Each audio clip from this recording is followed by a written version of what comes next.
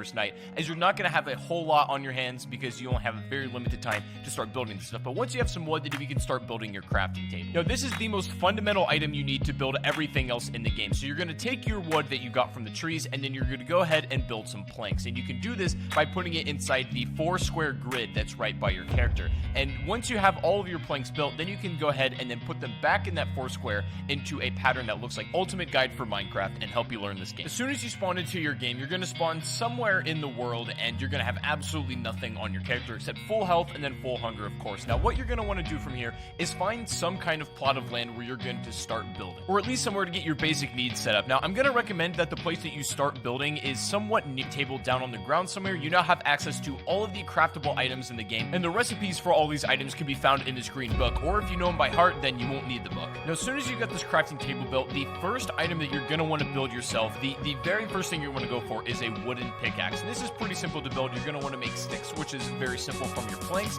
and then putting these together in the crafting table just like this should make yourself a wooden pick. Now, this is going to be your very first starter item, and it's going to help you get access to cobblestone. Now, it's going to come back into play what I said at the beginning of the video of being in an area where you have access to resources, and this includes some kind of cave, or at least somewhere where you can get cobblestone pretty easily. Now, if you cannot find it just anywhere around, then you can dig straight down and you're going to find stone. But now, don't be too worried about breaking this wooden pick.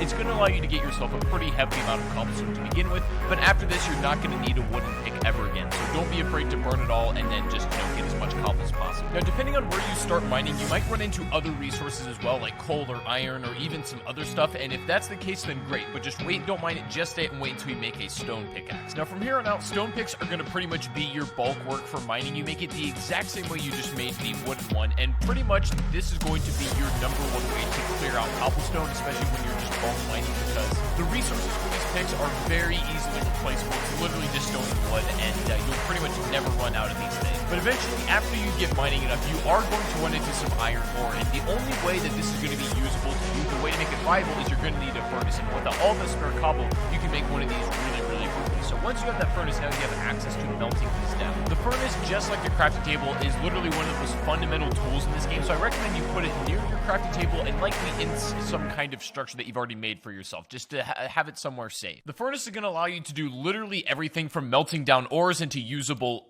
items, and then also cooking food, which is going to give you much more energy than if you were to eat it raw. Sometimes when you're at this point in the game, that's the only thing you have available, and you got to do what you got to do. So it's not like there's never going to be a situation where you have to eat raw meat or you have to eat the rotten flesh in Minecraft, but ideally you want to have it cooked because it's just going to net you a lot more energy and health. So at this point in the game, it's important to protect the resources that you have and then really start to build up where you're going to be staying. Now, what I recommend you do is stock up on a lot of food and then also make a ton of resources in order to build some kind of house. Like normally I just build it out of wood. It's very mobile and you can use this for a lot of things. For example, if you have an excess amount of wood and you're using your furnace and you just don't have enough coal in hand, you can actually burn wood. It doesn't burn nearly as well as the coal does and not for as long at all, but it's still an option if you don't have any at hand. And while you're doing this, it's worth melting down all the iron ore that you have in order to get the ingots because you're going to use these a little bit later on. And for your makeshift safe house, you're just going to want to have something that's tall enough that mobs aren't going to jump in while you're doing this kind of stuff, so maybe 3 or 4 blocks high will be just fine. And of course, another important thing is you should definitely think about making a stone hoe in order to make an infinite source of food, essentially. Now, I wouldn't waste iron on doing this because, again, these are easily replaceable. You can use wood if you really want to as well. But having a stone hoe and starting out with some wheat seeds that you can get from breaking grass is going to be really beneficial. And also something I strongly recommend is you make a bed at this point, especially if this is where you want to make your spawn point be, because every time you die, instead of spawning where you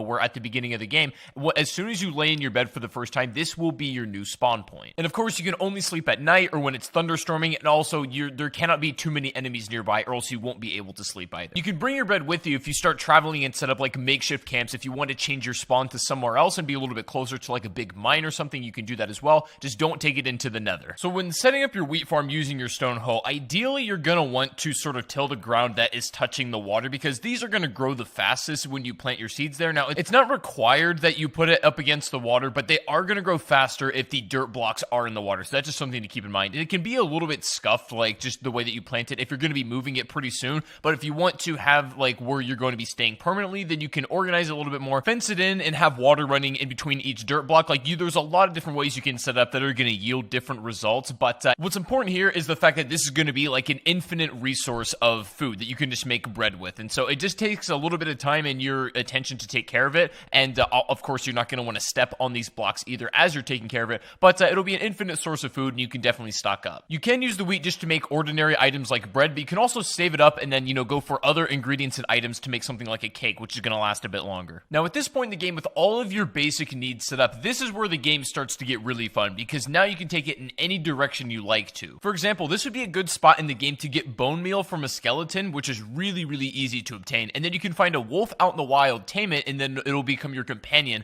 for as long as it's alive. There are countless animals that you can become friends with, and since I got on this game after the update, there's a bunch of new animals that I've never seen before, and that was really cool to see. The advantage to having a wolf, though, is that they'll follow you, especially when you're out in battle, and they'll attack whatever you're attacking, so they're definitely like an extra help in that regard. Or you could also take this opportunity, since maybe you don't have the biggest house and the biggest setup yet, you could basically take down everything and bring it with you, and then you could go off on your own adventure, maybe find a bigger cave to mine and go for diamonds and gold. What I typically like to do at this point in the game is just make sure that I have like a steady stream of resources coming in, and that includes iron, coal, that includes food, basically everything that's going to keep you alive and keep you advancing, and then also start making moves towards getting some of the rare items in the game, like getting diamonds and then of course obtaining obsidian. Now, after getting the obsidian material, this is where the game starts to get a little bit more advanced, and at this point in the game, if you made it this far, then you're probably already familiar with most of the mechanics, and you can pretty much run with it for yourself. And to obtain obsidian, you're going to have to do some pretty extensive mining, so you're going to want to make sure you're well prepared for this. This includes having a ton of torches, a bunch of stone and iron pickaxes, and definitely some swords and armor, which is definitely recommended. When you're trying to mine obsidian, what you're going to notice is when you first come across it, unfortunately, you are not actually able to mine this with your iron pick. You're going to require a diamond pick, and that's going to at least require you to dig far enough down where you're at diamond level, and of course obtain enough to where you can actually build a pick itself. And so you can also make obsidian if you get a lava bucket, and then you can do it your own with water, but I find it easier just to kind of dig down for it because it's not that hard to come across. And if you run into the situation where you haven't found diamonds by the time you come across obsidian, what I normally do is cut around where I found the obsidian, and eventually you're probably going to run into diamonds, so I wouldn't worry too much there. And of course, since diamonds are especially rare, if you do find it, you're going to want to make sure you take care of it. What's nice about this game, though, is that once you've kind of dug out far enough where you found diamonds already, it's not too hard to keep finding more. So once you initially find your first ones and you can kind of chain off of that, then you should be in good shape just to get more as well. Now, for whatever reason you are struggling to come across diamonds, no matter how much you're mining, I made a video of the top 5 best ways and easiest ways to find diamonds in Minecraft, so you can go check out that video if you're having problems. But if you're there long enough and you're doing everything right, then you shouldn't have any problems whatsoever. And also, you're going to run into a lot of redstone, and you can get really, really creative with this item if you so wish to, but just as a beginner and as a starter point, it's really nice to make something like a clock and also a compass for Minecraft. The compass is going to allow you to travel much further distances without getting lost, and you can safely do it basically by following wherever your house would be, and you can go off and venture wherever you want in this entire world,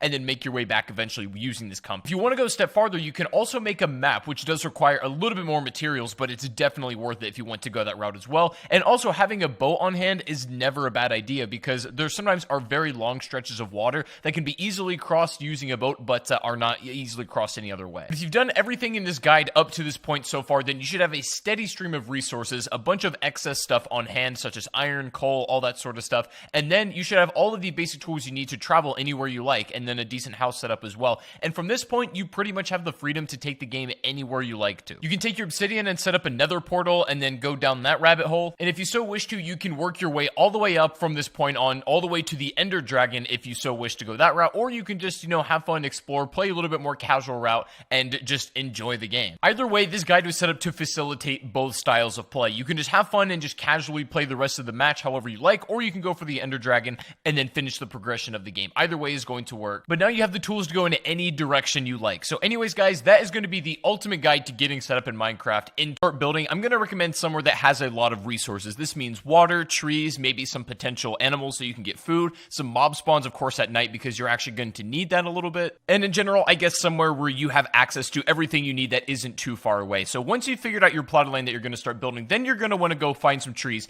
and get wood. Now, you're definitely going to want a little bit of wood, especially when you're enjoy. If you did, please make sure to leave a like, rating, subscribe if you are brand new, and let me know down below in the comment section if there's anything in specific you would like to see me make a video on. I'm going to have some videos about shaders and mods here pretty soon, so stick around for the exciting stuff. but I did want to get this guide out there for a lot of people who are just jumping back into Minecraft after a long time, or maybe have never played this game before and are just wanting to get a grip on and understanding on everything. But let me know your guys' thoughts in the comment section down below. Thank you guys for watching.